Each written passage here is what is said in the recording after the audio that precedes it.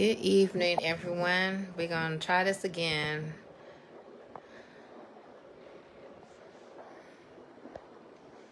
I'm seeing if James can get in.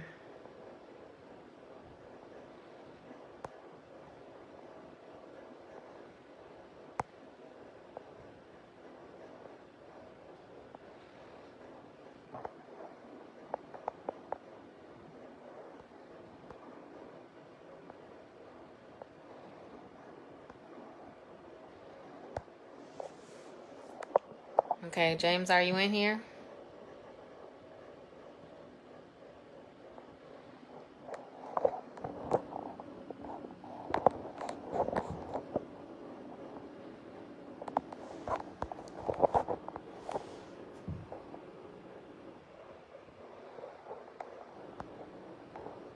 We're just waiting for the guests to come in.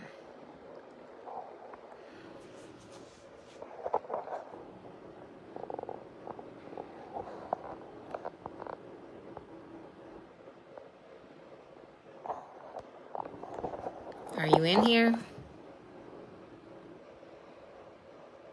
Can you guys hear me fine?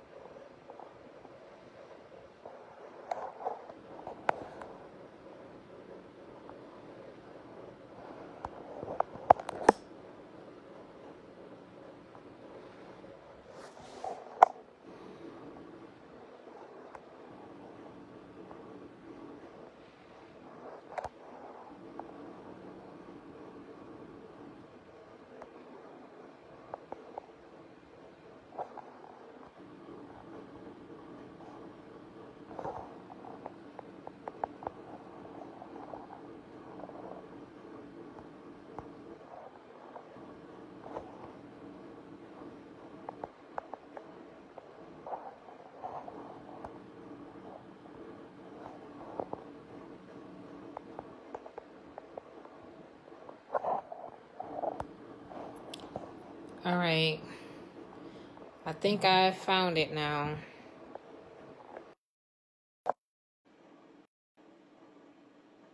I see. It says no answer from the live video guest. Okay, where are we? Let's see. Now I see. Hold on. Let's try it again.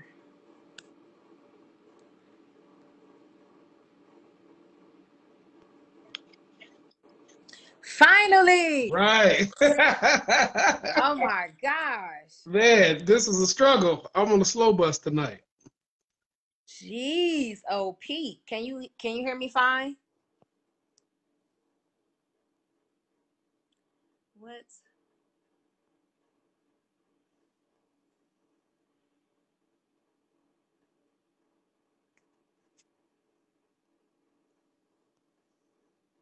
Okay, we still haven't technical issues. James was here.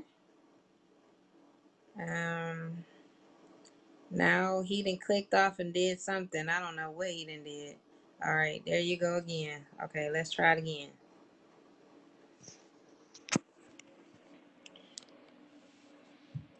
Struggling over here. Hello? Finally, what in the Okay. deal We is should be going on good. here? We should be good. We should be good. Okay, so before I start off the show, what I do is I tell everybody I believe in 6 degrees of separation, that you are one person, one idea, one advice away from where you want to be. And then I go into the spiel of how do I know this person.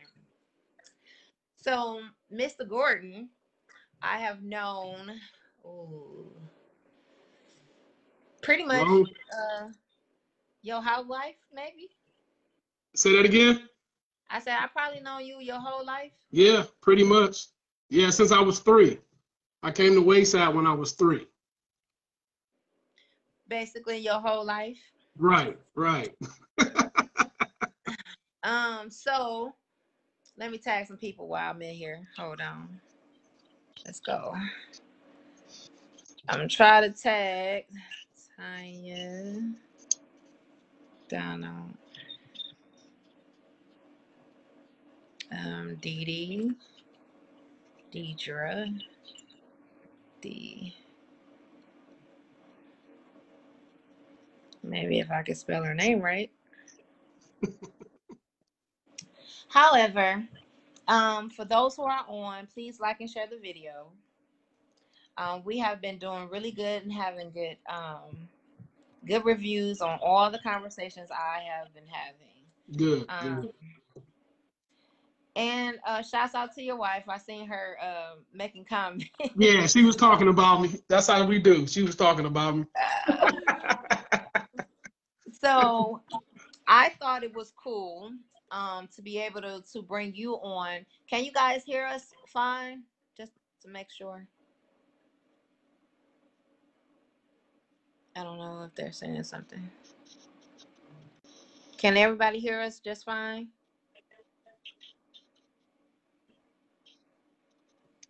Right. Stop touching stuff. Right. Yes.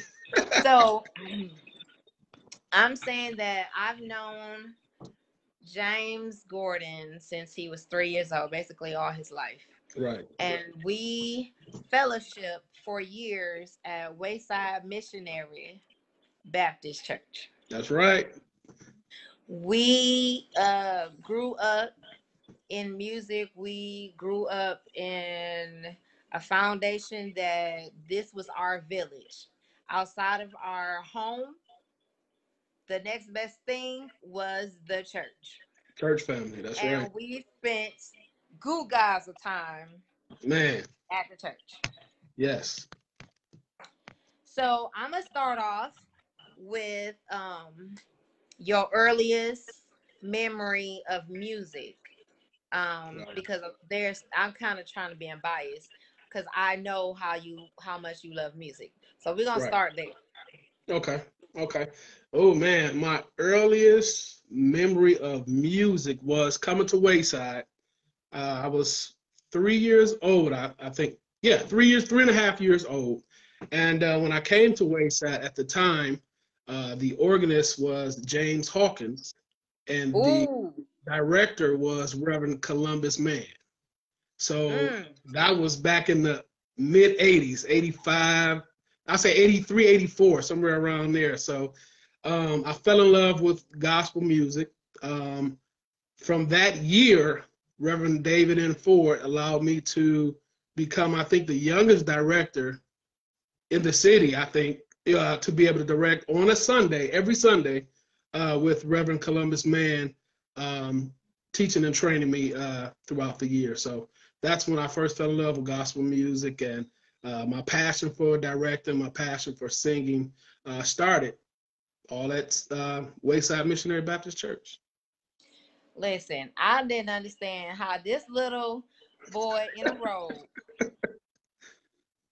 Right, was could directing. direct, kick his feet, legs, arms, all types of stuff on what was the song that you wait, let me Well, think. let me set it up for you. Well, I admired and to this day I still admire. He's my minister of music today, Dr. Michael Fletcher, and so Yes. that was my guy. So I tried to do everything Michael Fletcher did. So at 3 and 4 years old, if I saw Michael Fletcher kick his feet on "Oh to Be Kept," you better believe it. The next Sunday, if we did "Oh to Be Kept," I was gonna kick my feet or do whatever I saw Michael Fletcher do. So that's who I mimicked growing up was Dr. Michael Fletcher. I had training from Sister Rosalind Smith, who trained me Yes. for years. And once her husband became a pastor, then my own god sister Deidre Griggs, she took me under her wings and trained me a little bit more. I think I was leaning more towards singing and developing my solo, not career, but just singing more solos rather than directing. So, yeah, so Reverend Columbus Mann started me off in like 83, 84. Then Sister Rosalind Smith, Rosalind Berry, and then she became Smith. She took me under her wings, and then once she left and her husband became a pastor, my god sister Dee Dee Griggs, she took me under her wings and took me along the way. And thank God for them. I'm still using my ministry gifts. I'm still directing, still singing. I sing more than I do directing because once again, Dr. Michael Fletcher is still doing his thing all these years, still at Second Ebenezer Church. So I'm just grateful to still be able to do what I love to do, what I've been called to do. And yeah, I'm still loving what I do.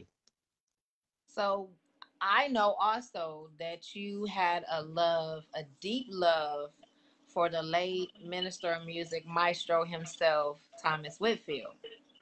Absolutely, absolutely. It started with um, seeing Michael Fletcher at Second Canaan Baptist Church before he even went to Second Ebenezer, and then my parents, they started me on the piano, and Okay. so Thomas Whitfield was a genius with the keys. I mean, he played both keys and organ, but I really enjoyed him when he played the piano, keyboard, and so just watching him from afar, going to different recordings, going to different musicals as a young kid, I just fell in love with Thomas Whitfield, his arrangements, his chord structure. I didn't even know nothing about that back then, but as I listened to it in my older years, I'm still amazed at his musical genius and just all that he did. He was actually before his time. So Yeah. I just fell in love with Minister Thomas Whitfield and Michael Fletcher and all those great legends and generals here in the city of Detroit. So I will say, Wayside, we came and rubbed elbows with a lot of people. yes, yes, Um, every musician, every choir director we ever had knew some of the greats when it came to gospel. absolutely. Um, and we have been musically trained Yep. uh, since I was a kid, as you was a kid. We Yeah. grew up in different choirs. Right. We were in the kids choir, the teenage choir, the young adult choir, and then later, praise and worship. We saw the change in the music Right. um, over the years, because Right. back then it wasn't really. I mean, it was praise and worship, but not like how it is now. No, It back then wasn't it like was that. deacons. We had deacons to start We off had the deacons. worship services. Yeah, it wasn't no praise team or worship leader. It was a deacon who started off with an old hymn, and then they would Hmm. go to a prayer, and then the choir will march in, and we would do the Lord's prayer. So things have changed over the years. I do wish that the gospel industry would go back a little bit, to more choir music because I think we need more choir music um, in our Sunday morning services. So nothing wrong with praise and worship. I love praise and worship, but as I'm still an old school guy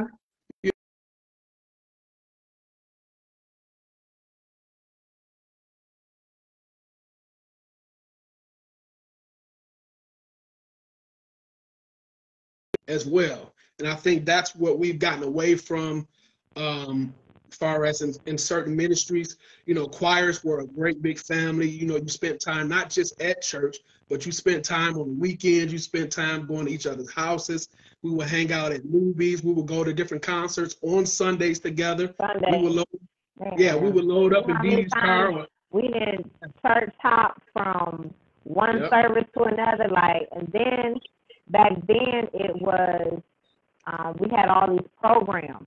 yeah, You woo, might be, listen, you might just be the last group, yeah, and you still had to perform and go forth in ministry as if you was the first group. that is So true. Yeah, yeah, And then the whole idea too of, not respecting everybody, but supportive to everyone, because you want somebody to support you absolutely. um, at the end. So, we spent getting out 12, 1 o'clock in the morning having concerts, Then at Second L, you know, every year when they would have their big concerts, and you get to start seeing, you know, other musicians. So the musicians getting together, watching each other, how they play, how they do this riff. Then you get to see God use different people and going forth in song. So those days I definitely miss.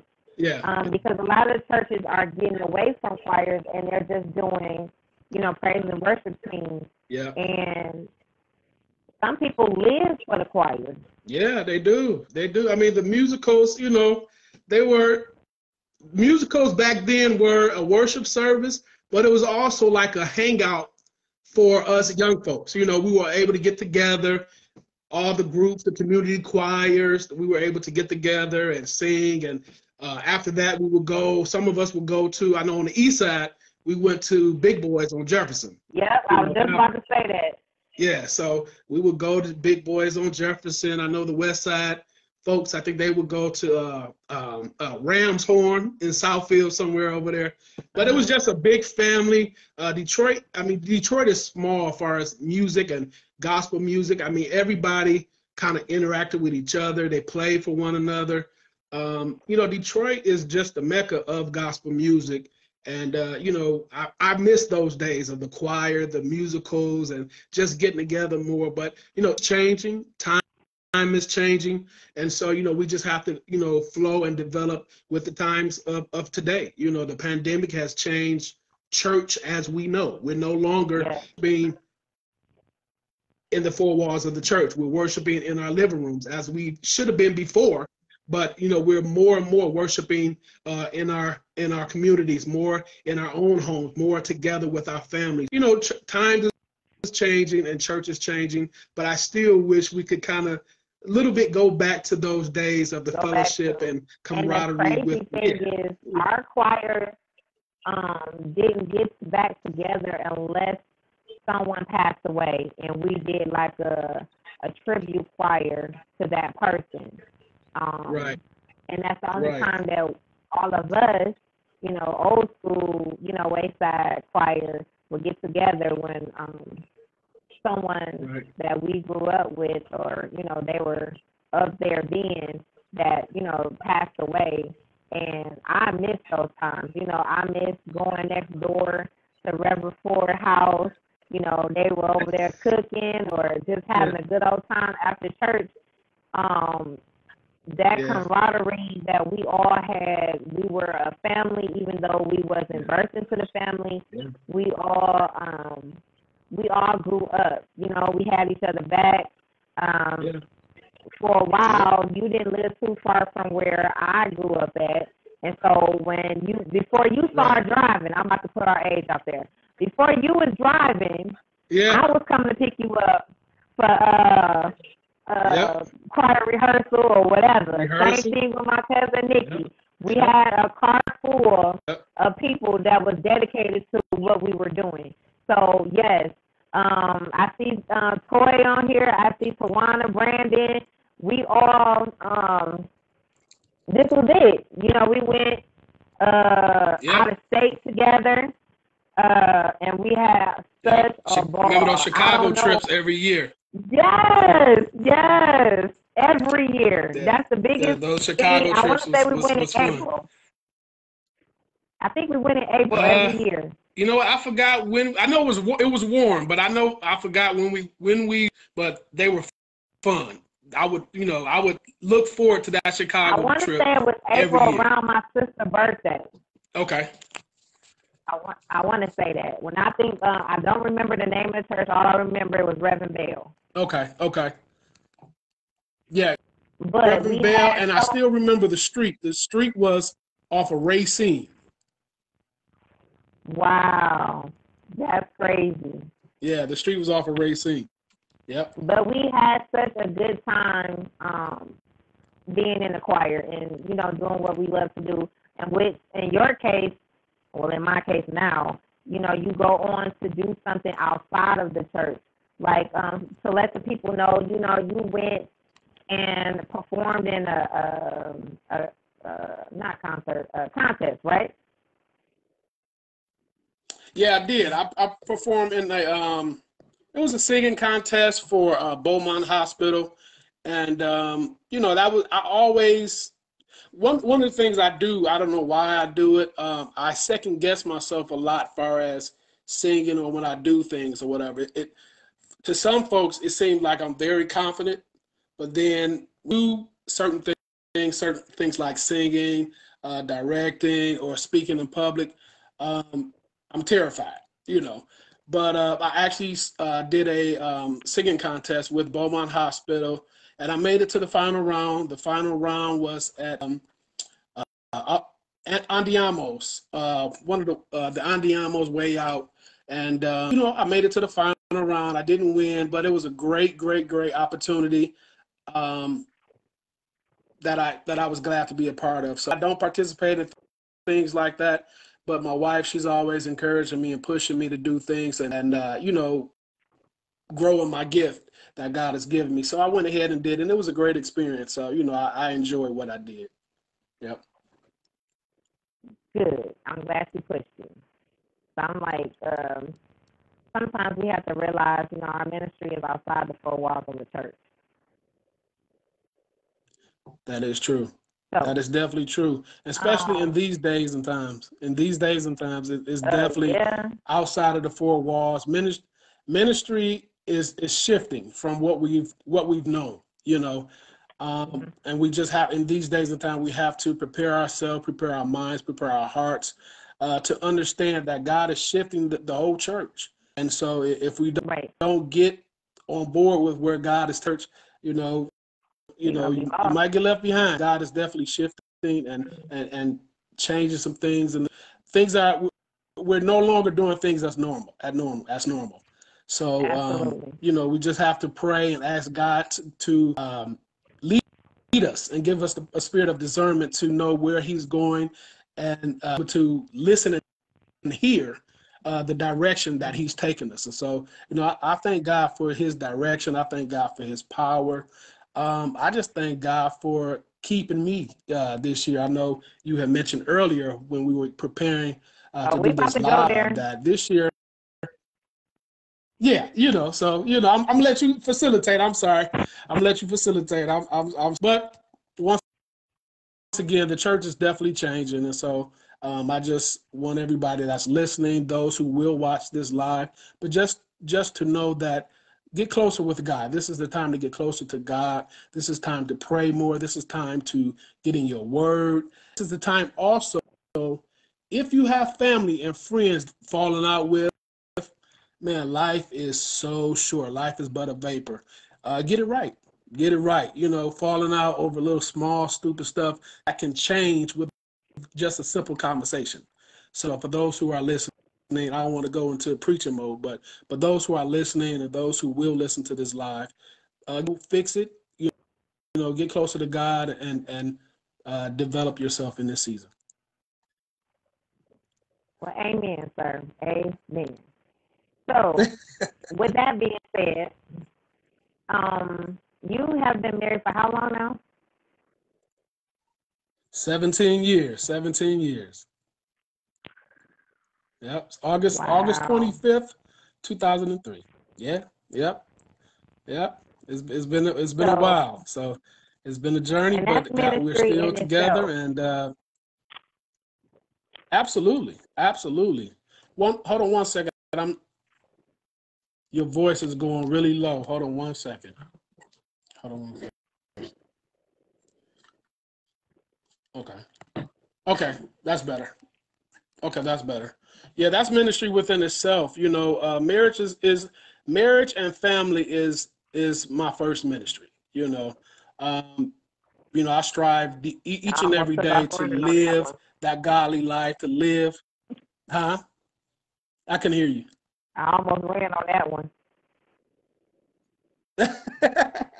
What that's supposed to do as leaders, as men of the house, we're supposed to set the tone of the house. We're supposed to lead by.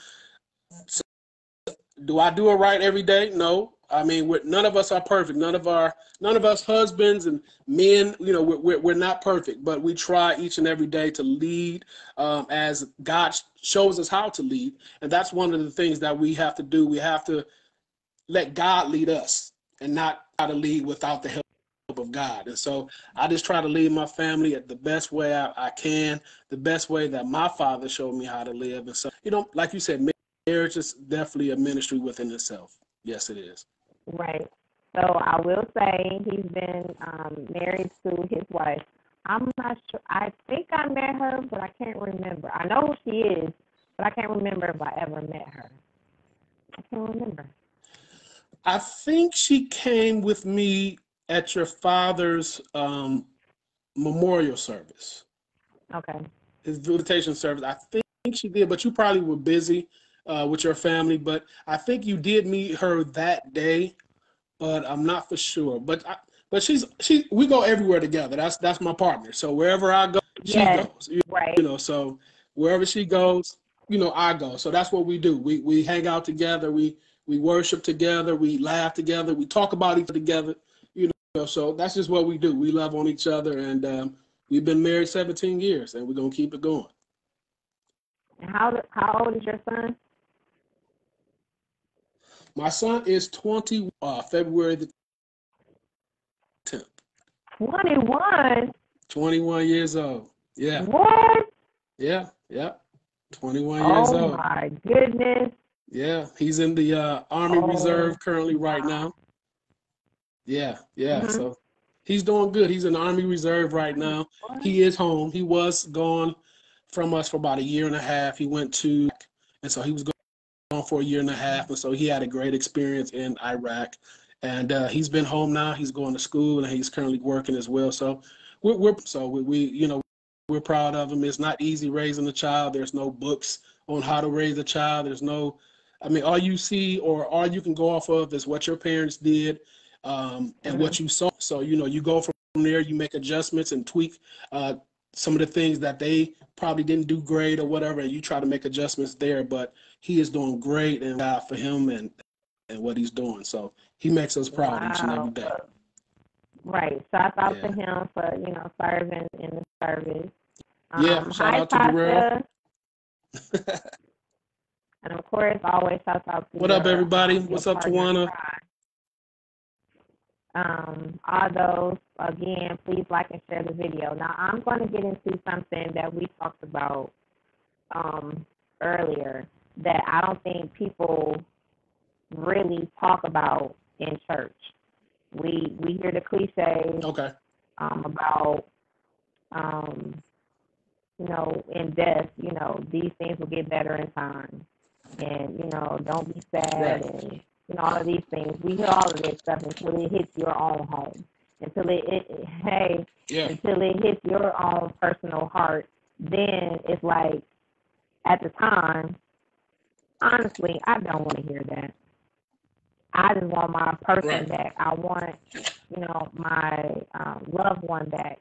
And, with our shout out to all those who, recently lost a loved one this year. It has been on a whole nother level that we have not, I don't think we were prepared for. But as we say, God doesn't make any mistakes. That's right. We just lost someone major from Wayside, Miss Shelton. So we shout out to, Yolanda Andrews and her family. Not too long ago. Yep. Shout out to Yolanda and her family. Lisa Jones and all the whole Jones family. In itself, I don't care. I have told people several times. My dad had 10 years, and I don't even think people really know that. But he was he was a kidney patient for 18 years. The last 5 years, he had no kidneys at all. Wow. And he was dealing with a broken back. So in those cases, most people be like, well, my life is over. My dad, even in a wheelchair, trying to learn how to walk all over again, he still gave it his all. I don't care how long this person has been sick, you are never prepared for death. That's right. That's right. I lost count of how many times he had surgery because the shunts were getting clogged up, and I mean the grafts and all of that stuff. He had so many surgeries dealing with his condition, but he was always a fighter, always came back. Yeah. He was always encouraging someone. And so even in that, knowing that one day he had to go, I still was not prepared. Absolutely. For the day when I got the call, and, you know, I was like, no, not my hero, not Superman. You know, he gone. No, I'm still looking at his body at, not Riverview, what was he at? However, whatever hospital it was at, I'm still waiting for him to get up. Like, I can just go in there and shake him like he just sleeps. And I still, you know, even the grieving process, I wouldn't even say, honestly, that I didn't turn the corner until maybe 2 years ago over grieving. Over grieving. And everybody deals with death differently. So with that being said, how was it? Now, and me and your dad had the same condition, correct? Yes and no. My dad had kidney failure some years ago. It was back, I think, in 94.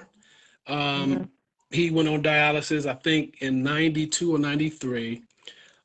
He received his first kidney, if I'm not mistaken, in 94. And his first kidney lasted for 6 months. And then after that, I think it was a year later after that, he received another kidney, and that kidney lasted 20 plus years. Wow. And so, and 20 plus years. So yes, he was on dialysis like your dad. I think it was just years ago, and then he received that first kidney that only lasted 6 months. And then after that, his second kidney lasted all the way until he passed Christmas Eve of 2016. Then a lot of people didn't know this either. Dad passed February of 2016, and your dad passed the same year, Christmas Eve. Christmas Eve. So, and both of our dads were deacons in the church, very active. Yeah. Very active. Yep, very active. Not just deacons in the church, but the community, as well as they were great fathers. The best. Great fathers, great husbands. Yep, absolutely. And you just don't make them no more. You know what I'm saying? Like, just to see how has life been for you since your dad passed? Life has been different, I would say. You know, me and my dad and first of all, my family is a very close-knit family. So as you already know, just like your family, we talk all the time. You know, I would talk to my dad almost every day. You know, even though we talked every day, the conversations wouldn't be long. It would just be, hey, what's up? What you doing? How was your day? What are you doing today? How you feeling? You know, and that's it. You know, some days the conversation would be long. Some days the conversation would be short. But those are the things that I miss today, because I remember a couple weeks ago, I was watching TV or something. One of his favorite shows was on, and I was like, "Oh, I'm gonna call my dad," and I had to think about it. You can't. He ain't here, you know. But one of the good things is, and that I thank God for, is that we spent a lot of time together. We had a great relationship. We spent a lot of time together, so I can reflect, and that's what makes it easier during this season and during the time that he passed. We spent a lot of time together. We went out of town, so many trips. I mean, we did it all. You know, we were very close. So those actually helped me get through, you know, the day that he passed. And even around this time, he passed on Christmas Eve 2016. That helps me get through this time, you know, because those memories I still have. You know, even a couple of weeks ago, I went to my mom's house and I got a whole bunch of videotapes. And, you know, I was sitting around watching old videotapes and memories that we've shared over the years. And so those videotapes, those memories that I have in my mind for years to come, it helps me get through today and years to come. And so I just thank God for, you know, just our relationship. And so that's why I was encouraging those who are on the live to, you know, get closer with your family, Yeah, get closer with your mother, your father, you know, because you never know when they are going to leave this earth. So spend time with them, you know, call them, because you just never know. And so it was hard in the beginning, you know, because I had to make that adjustment because we spent so much time together, and it was like, man, he's gone. Like, man, you know, so we watched him take his last breath in the hospital, you know. So Wow. yeah, we were there because he was sick that whole year. He went, he got sick earlier in the year. He was in rehab and he was away from home for a while. He came home and he went back into the hospital like the end of November, and then so he end of November or early December, and he was in the hospital for quite a while. And then Christmas Eve 2016, that's when he passed.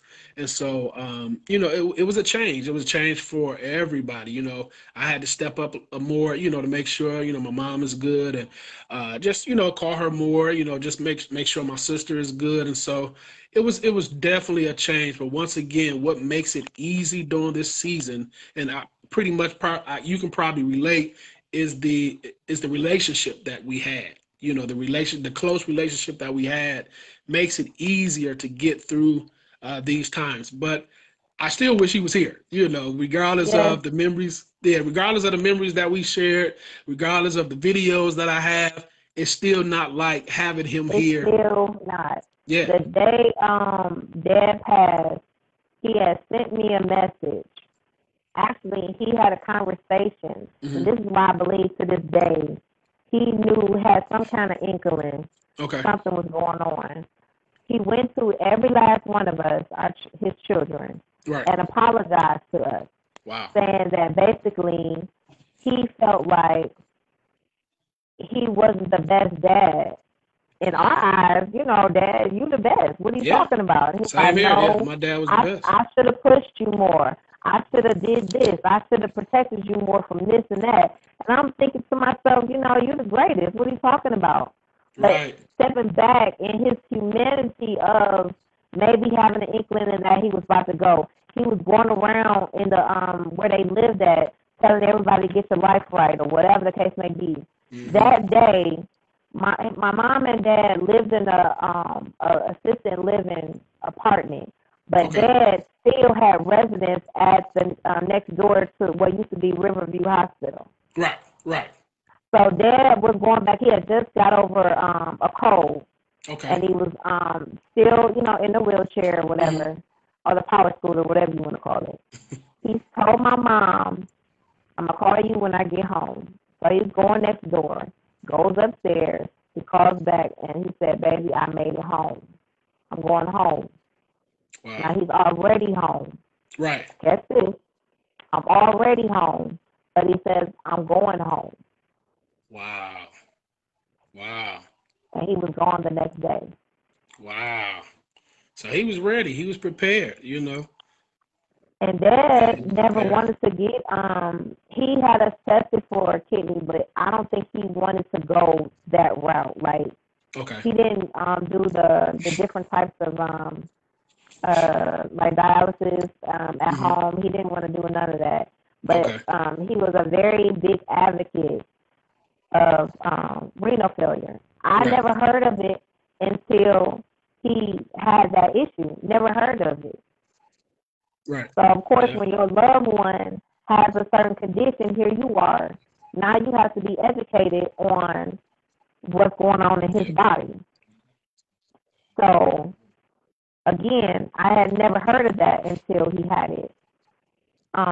So how was it now that your dad passed from kidney issues?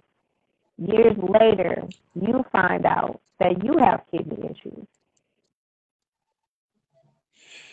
Man, it was, once again, it was life changing because 2015 2015, I was at work. I was still working at a and I couldn't breathe. And you know, I grew up with asthma, but it was something different.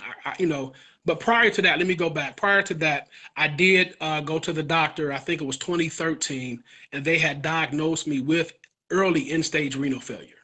And so, just like many men prior to that, prior to knowing that I had end-stage renal failure, I wasn't as serious about taking the blood pressure medicines and everything. I was young and dumb.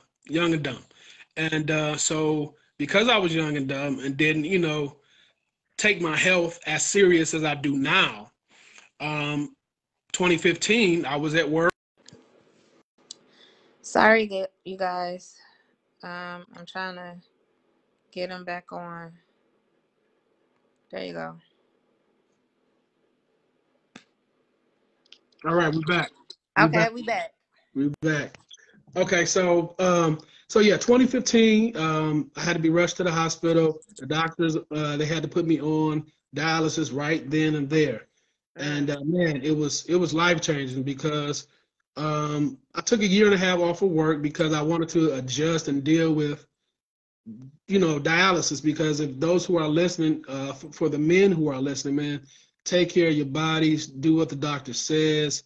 I mean, just take it as a priority in life because you don't want to have to slow down. You don't want to have to stop living pretty much, and because you're not listening to the doctor. So I was on dialysis for 5 years. I was on dialysis from 2015 to this year, and it was definitely life changing because dialysis drains you. I mean, for the first year and a half, man, it was something different. Dialysis definitely drains you. Did it make you get darker? You know what? Listen, when I got on dialysis, that was one of my prayers that I prayed to the Lord. I said, listen, I said, I know you got my back. I know you're going through this with me. I said, please don't let me get dark. That was one of my prayers. And thank God I didn't lose my complexion. My dad, he got really, really dark when he was on dialysis. And so I didn't get dark. I didn't lose my color. I didn't lose my color at all, but I was very fatigued a lot of days. Man, I would get up and go to work each and every day after the year and a half that I took off, and it would be a struggle because I went to dialysis What about your 2 days a week. What about your appetite? Because I know with Dad, the male part, it was funny because Dad be like, "Why y'all trying to fix me these small petite plates? I want to eat." So he would have us fix this big old plate, but still only ate small portions. Like what? Yeah. I mean, your body really, really changed. The hardest thing for me was we could only drink 36 ounces of water or fluid a day, which included ice too. That was including ice soup, whatever that transforms into liquid form once it enters your body. You have to calculate that in your 36 ounces a day. About that. Man, that was the hardest part to me. The fatigue, God was able to give me the strength to get through the fatigue, but I always stayed over fluid every day because I love water. I love juice. And so I stayed. That was the hardest thing for me. Tell them also when you have to, if you're over your weight or over your liquids, you have to stay on the machine longer to get that off. Well, for me, they pulled harder. And so for me, I went to dialysis 3 days a week, Sunday, Tuesday, and Thursday. And then because I went at night, because I wanted to work as well during the day, I stayed on the machine for 6 hours. 3 days a week. So that was a long journey, 6 hours, 3 days a week. And so when I would be over fluid, they would pull harder to try to drain the fluid out of my body. And so by doing that, I would be extra tired, extra drained. And so it was kind of dumb on my part, but it was hard because when you're on dialysis and when you're taking certain medications, it makes you so thirsty and dehydrated. So it's like, what do I do? And they tell you to chew ice. They tell you to chew or eat frozen grapes. And it's like, listen, none of this is happening. I need to drink some water. And so they was like, Mr. Gordon, if you keep drinking water too much, you're going to affect your heart. And I tried and I did my best. But that was one of the hardest things was the fluid restrictions and then working, because I would go to dialysis at 5:30, 6 o'clock in the evening once I got off work. And I would stay on the machine for 6 hours. So about the time I get home from dialysis, it's 12:30, 1 o'clock in the morning, and I have to get right back up at 6:30 in the morning to prepare to go from my home to Livonia where I work. And that was hard. That was very, very hard. But God sustained me. God was able to give me the strength. And this year, August 14th this year, thank God I got the call to come to the hospital because they had a new kidney for me. So yes, sir. yeah, it's just been a blessing, man. Because in the beginning of this year, my pastor, my Bishop Edgar Van, he declared and decreed over the house that this year would be a year of big and new. So, I expected it because I'm always expecting God to do miraculous things. But I didn't expect the kidney this soon. And so just a quick testimony, when I finally lost more weight, because you have to be a certain size in order to even get on the transplant list. And so once I lost more weight and I was able to get on the transplant list, God actually allowed me to get my kidney in 2 weeks of being on the transplant list. Wow. Come That on, is like, Jesus. yeah, come on, Jesus, do it for me. That is like unheard of because the time that I was on dialysis for 5 years, they give you that credit per se of being on the transplant list. So once I got Yes. on the list, 2 weeks later, while in the dialysis chair, Yes. I got the call for my kidney. So man, God is just awesome. He's incredible. He never will fail me. And so, I just thank God for what he Yes, did this year for sir. me. Yeah. So it's just a blessing. Just a blessing. So with the transplant, are you doing anything different as far as, to making sure that, you stay healthy, making sure you don't have to ever go back to seeing a dialysis place ever in life again? Uh, the first thing is that I'm listening to the doctor's orders this time. Yes, sir. So so I guess once you get older, you get smarter. You don't act so stupid. But no, but yes, I am definitely listening to the doctor's orders, um, following the diet plan.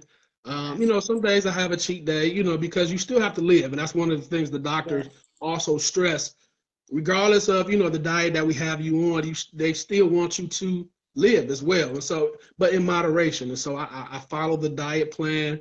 I'm working out more and more, and so that's pretty much about it. I'm asking God to cover me, cover my kidney that I don't reject, and I'm just taking the Right. medicines that they give me. And so I'm just following the doctor's orders because that's one of the things that we don't do as men, as black men. We try to fight. We think we're bigger than life. And so we're like, I don't have to do that. I don't have to listen to the doctor's orders. I can just take some herbal medicine or some type of tea or whatever, and I'll be okay. But the thing is, we have been given, medicines, we have been given Medicine. Hmm. doctors and things for us to have here on earth in order to benefit us. And so that's what I'm doing. I'm listening to the doctor's orders and That that listening to my that wife part as well. is really good, and I'm glad that you brought that out. Not only that, but going to the doctor on a regular basis, especially if you have um a disease history in your family. Right. It's very important to go get checked up, go Mm-hmm. and get tested or whatever needs to be done, so you're not ignorant to anything. Nothing like Right. this will take you by surprise. Uh, Right. and then the other thing was, I remember Dad had to, over time, Dad ended up having to. I seen him when he first started on dialysis. He got, now my dad was already dark. Right. Right. Right. Daddy got darker. Yeah. Yeah. Dad had really healthy nails, very long nails. Okay. And after over time, his nails became very fragile. I Right. saw Daddy, as we say, stand up as Superman all the way down to a wheelchair. Yeah. Yeah. And his body became frail. His body um it was hard processing that. You know what I'm saying? Like seeing him, you know, active to go swimming. He couldn't go swimming no more. Also, your body is so frail that even if you got cut or anything, it takes longer for you to heal from something minor like that. Yep. And so being in that condition, you know, how was your mental? I want to say back to even with the death of your father, what was your mental state like? Like, let's be real and let's talk about it.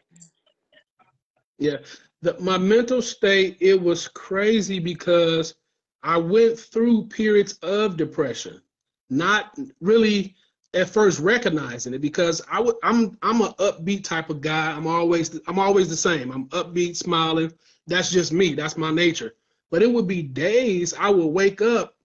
It could be sunny outside. I can have a few dollars in my pocket. The wife is looking good. Son is doing good.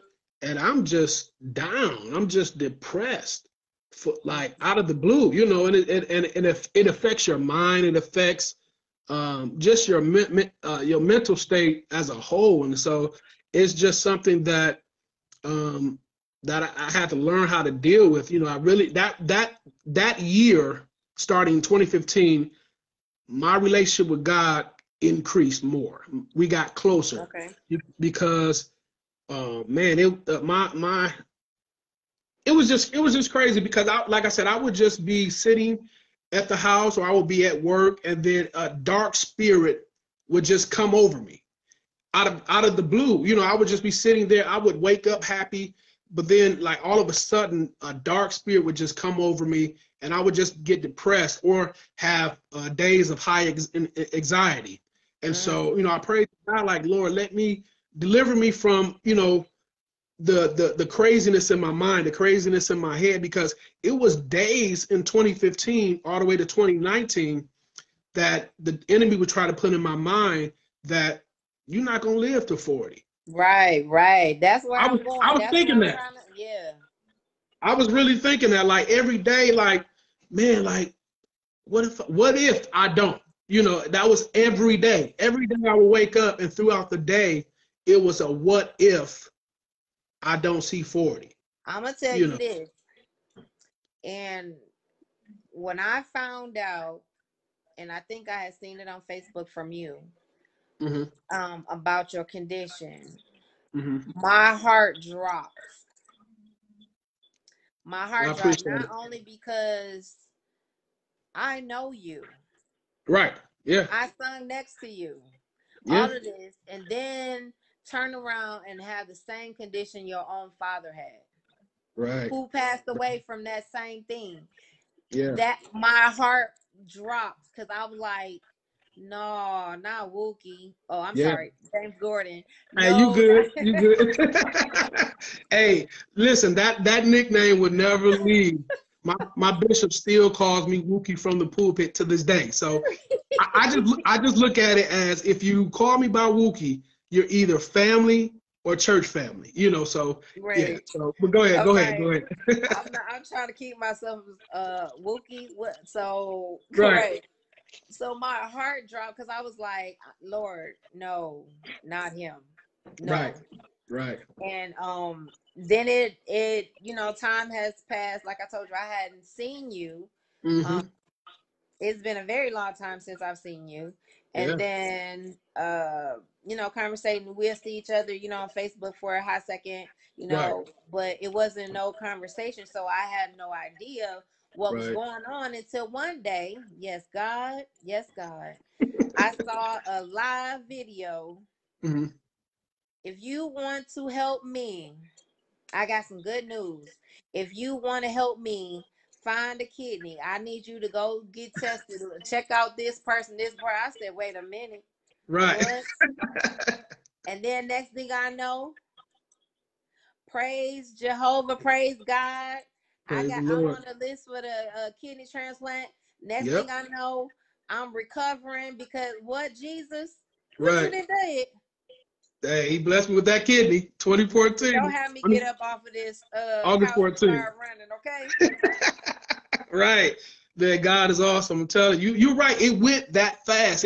I put the video up on Facebook because I've seen other people do Facebook posts, or you see the people on the news, you know, they have a story about somebody need a kidney or a liver or whatever.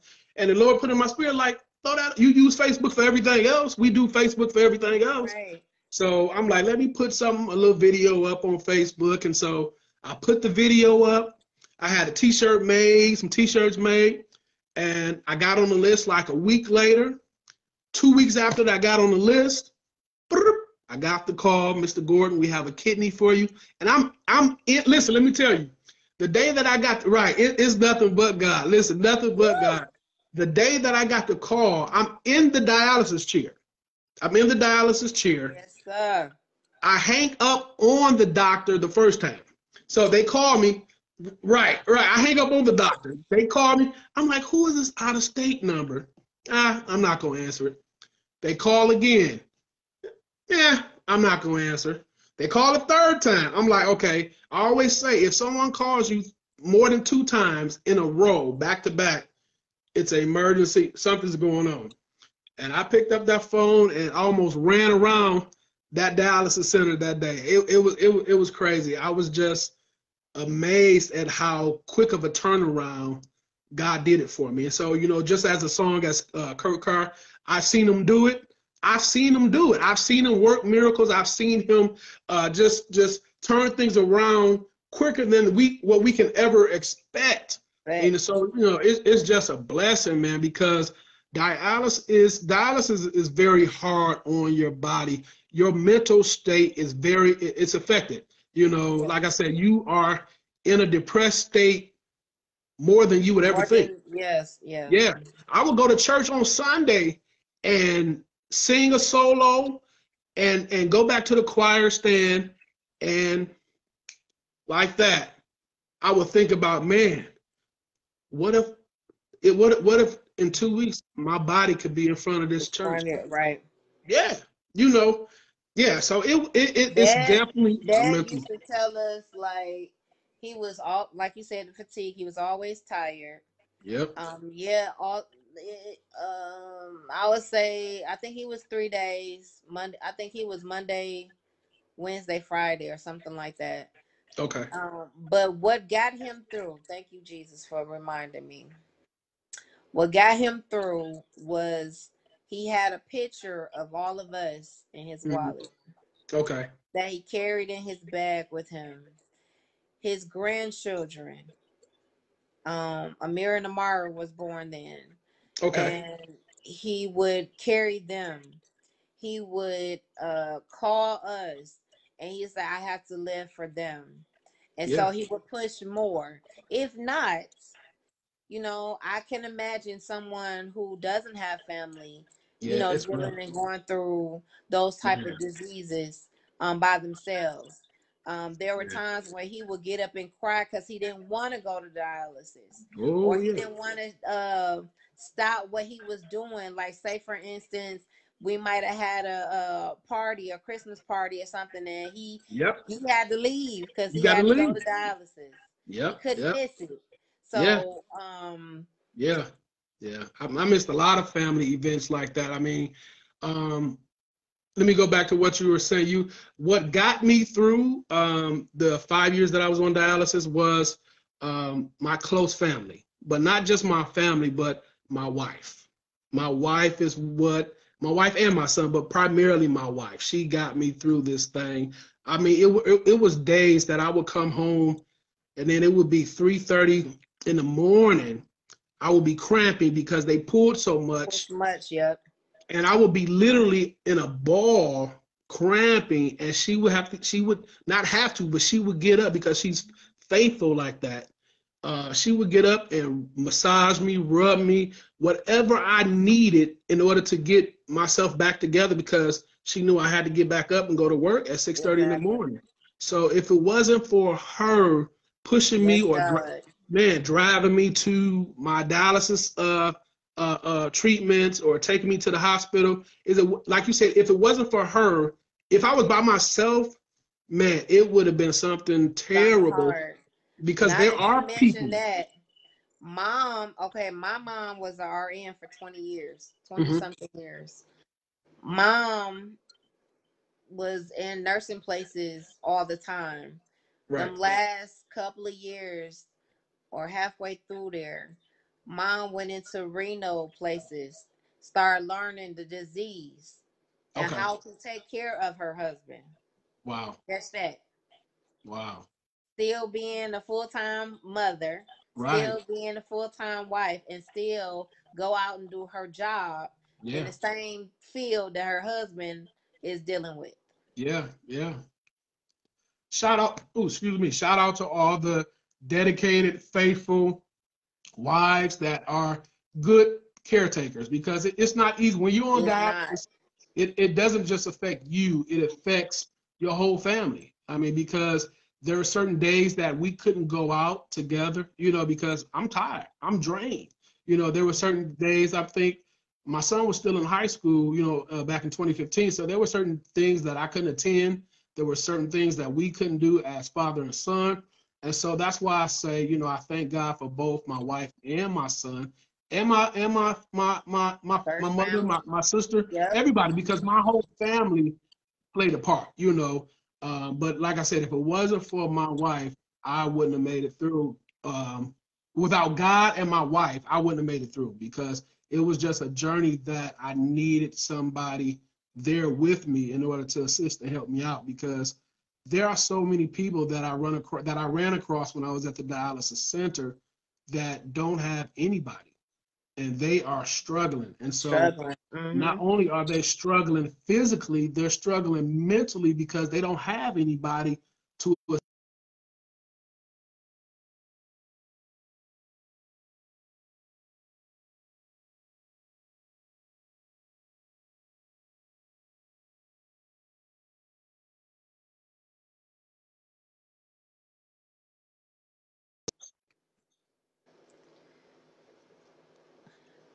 Thank you. I'm so I don't even the words cannot express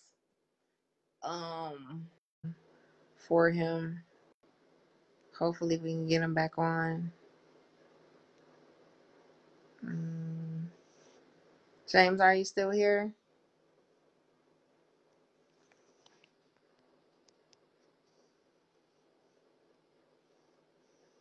I can't see him. Well, I can't get him back on. It's saying the connection failed. But I'm so grateful that we had the opportunity to have James on. Um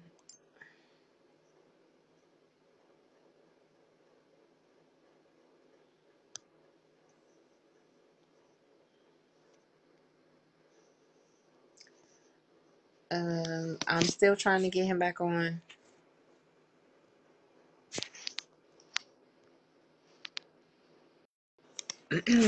I'm trying to get him back on.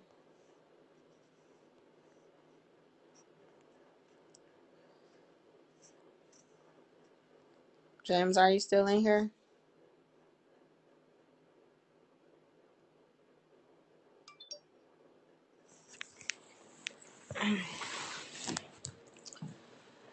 Well, we had a good time, you guys. Please like and share the video.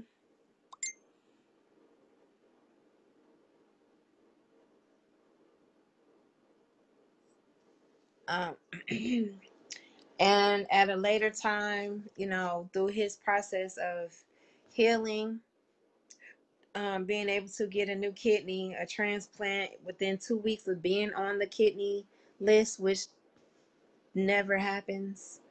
Um, I will get him back on to talk about how God is so good in his life with the new kidney. And we will hook up and do some things as far as spreading the information, education on renal failure. Um, it's becoming more common, um, this condition. So it needs to be talked about. So you guys, again, thank you for taking the time out to listen. Hopefully you got some hope in your own situations. that God can do the impossible if you only believe. So, guys, again, thank you for my guest, James Gordon, and his family. Thank you all. And please like and share the video, and I will talk to you soon. All right. Bye.